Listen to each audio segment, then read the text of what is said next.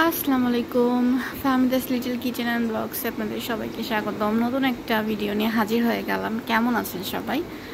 অনেক দিন পর হচ্ছে একটা ভিডিও শ্যুট করছি। ইদানিং এত আলসেমি লাগে ভিডিও শ্যুট করতে। তো যাই হোক, ভিডিওটা স্টার্ট করলাম, দেখি কোথায় যে স্টপ করতে পারি।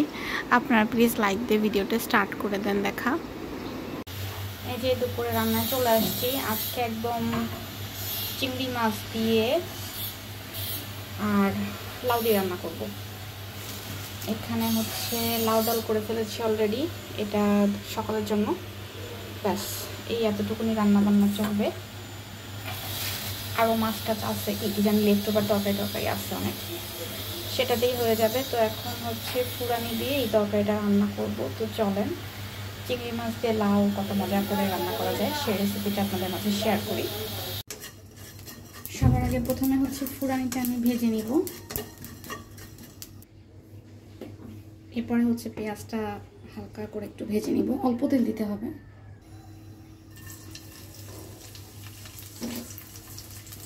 আর যেহেতু চিংড়ি মাছ দিয়ে লাউটা রান্না করব, লাউ তো কষিয়ে রান্না করব, মানে চিংড়ি মাছটা তো কষিয়ে রান্না করব, তো সেখানে তো একটু মশলা দিতে হবে, তাই ফুরানিটা একটু অল্প দিলেই হবে আজকে। ব্যাস হয়ে গেছে, এখন পেঁয়াজটা উঠিয়ে ফেলতে হবে। আর আমি তো বহুবারই এই রেসিপিটা শেয়ার করেছি, তারপরও যেহেতু রান্না করি আর রান্নার ভিডিও দেই, তাই জন্য বারবার করে শেয়ার করতে হয়। ফুরানিটা আমি উঠিয়ে ফেলেছি, এখন একটু মশলা দিয়ে কষিয়ে নেব মাছটা। পেঁয়াজ আর মরিচটা একটু হালকা করে ভেজে নেব প্রথমে, খুব বেশি ভাজার দরকার নেই, হালকা ভাজি দিলেই হবে। এখানে আমি রসুন বাটা নিয়েছি, এরপর লবণ, হলুদ আর ধনিয়া গুঁড়া নিয়েছি অল্প পরিমাণে।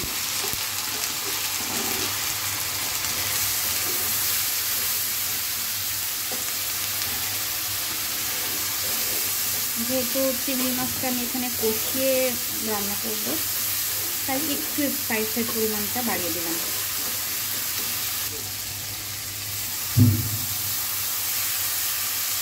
মশলাটা মোটামুটি কষানো হয়ে গেছে, এখন মাছগুলো দিয়ে ভালো মতো নেড়ে কষিয়ে নেব। অনেক দিন পর হচ্ছে চিংড়ি মাছ রান্না করতেছি। একটা সময় ছিল যে চিংড়ি মাছের এত বিগ টাইম ছিলাম, পোকা ছিলাম রীতিমতো, এখন আর ভালো লাগে না ওভাবে। তো সেদিন মাছ দেখে বলছিলাম আপনাদের ভাইয়াকে যে একটু মাছ নিয়ে নাও, তো সে আবার ½ কেজির মতন মাছটা নিল আর কি। তো মন চাচ্ছিল হচ্ছে লাউ চিংড়ি খাবো, সেটাই রান্না করে আনছি। আচ্ছা, এই পর্যায়ে এসে আমি লাউগুলো দিয়ে দিই। চাইলে কেউ চিংড়ি মাছগুলো তুলে ফেলতে পারেন, তবে আমি তুললাম না। এর মধ্যেই কষিয়ে নেব, যেহেতু লাউটা কচি আছে, সিদ্ধ হইতে খুব বেশি সময় লাগবে না। তো ভালো মতন কষিয়ে পানি গলা পর্যন্ত ওয়েট করতে হবে, লাউ থেকেই পানি গলবে।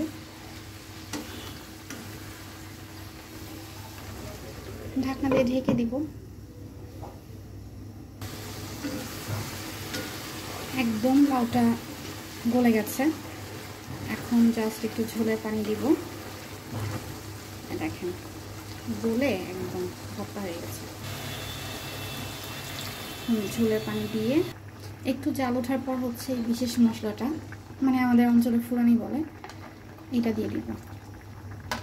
এটা দেওয়ার ফলে হচ্ছে কি ঝোলটা গাঢ় হবে, একটা জিরার সুন্দর স্মেল আসে, এই আর কি। আমাদের ওদিকের মানুষ, ম্যাক্সিমাম মানুষই ফুরানি দিয়ে তরকারি রান্না করে।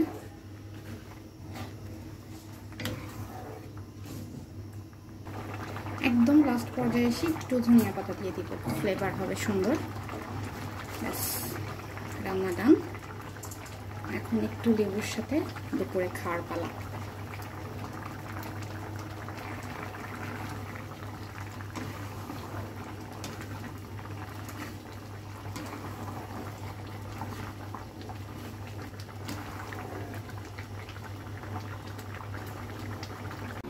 তো আজকে যে কাজটা করব, আজকে আমি আমার বেডরুমটা মোটামুটি গুছাবো।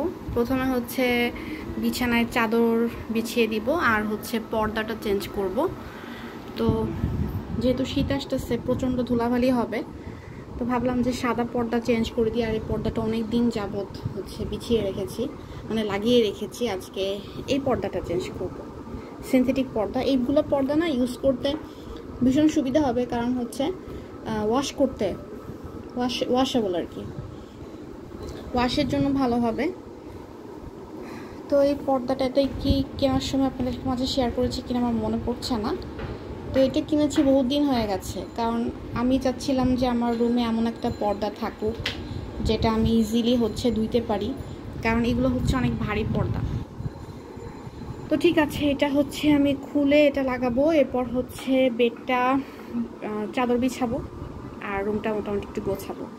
তো চলেন প্রথমে আগে আমি পর্দাটা চেঞ্জ করে নিই। পর্দাটা আমার বিছানো হয়ে গেছে, মানে লাগানো হয়ে গেছে। আমার মনে হয় যে গরমকালে স্নিগ্ধ ঠান্ডা টাইপের কালার ভালো লাগে, আর শীতকাল আসলে একটু ডার্ক টাইপের কালার হলে বেশি ভালো লাগে।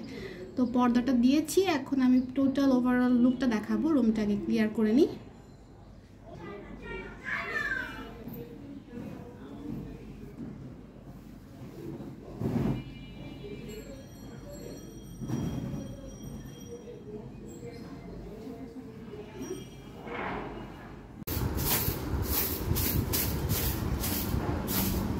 ব্যাস, আমার পুরো বিছানা কমপ্লিট করা হয়ে গেছে।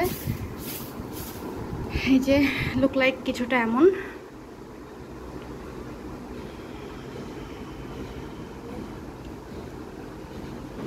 তো আমার কাছে মনে হয় কি, টান টান বিছানা থাকলে পুরো বাসাটাই গোছানো থাকে, পুরো বেডরুমটাই গোছানো থাকে। আমার খুব সিম্পল একটা বেডরুম, ইনশাল্লাহ যদি পসিবল হয় আমি শেয়ার করব। তো বেডটা ক্লিন করে ফেলেছি, এখন আর বাকি কাজগুলো করে তারপর হচ্ছে দেখি কি করা যায়, শেয়ার করব আপনাদের মাঝে। আমার লাইফে সিম্পল জিনিসই সবসময় বেশি পছন্দ, আমার বেশি চাকচিক্য পছন্দ না, তাই আমার খাটের ডিজাইনটাও সিম্পল। আমি সবসময় লাইট কালারের বেড কাভার ইউজ করি, ভালো লাগে আমার কাছে, মনে হয় যে শান্তি শান্তি ফিল হয়। আর পর্দাটা নিয়েছি একটু ডার্ক, তবে পর্দার কটনটা খুব বেশি পাতলা, মানে পর্দার ভেদ করে রোদ মানে ভিতরে যে দেখেন চলে আসতেছে। তো যাই হোক, রাতের ভিউটা সুন্দর, অবশ্য পর্দাটা রাতে খুব সুন্দর লাগে দেখতে। এখন হয়তো বা ভালো ওভারলুক বোঝা যাচ্ছে না, আমি পসিবল হলে রাতের ভিউটাও আপনাদের মাঝে শেয়ার করব। একটু মাছ দিব, খেয়ে দেখো, খুব মজার একটা মাছ, চিংড়ি মাছ।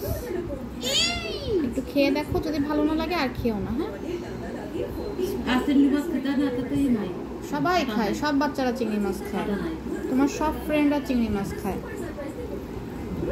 জানো? বলে যে চিংড়ি মাছ খেতে ভীষণ মজা, জানো? আমাদের সন্ধ্যার নাস্তা আজকে হচ্ছে পিৎজা এনেছে আপনাদের ভাইয়া।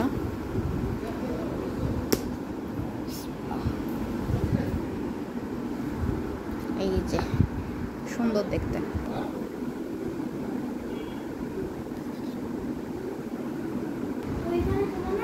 এই দেখো কি এনেছে, পিৎজা। খাবা? এখান থেকে দিয়ে দিচ্ছি, ওখানে বসে বসে খাও। এটা দাদিকে দিয়ে আসো সবার আগে, এটা দাদুকে দিয়ে আসো।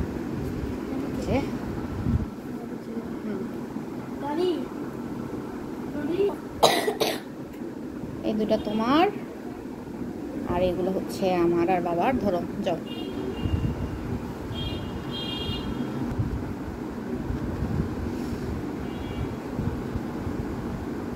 বলেছিলাম যে রাতের ভিউটা দেখাবো, পর্দাটা কিছুটা দেখতে এমন লাগে, পর্দাটা রাতের ভিউটা অনেক সুন্দর।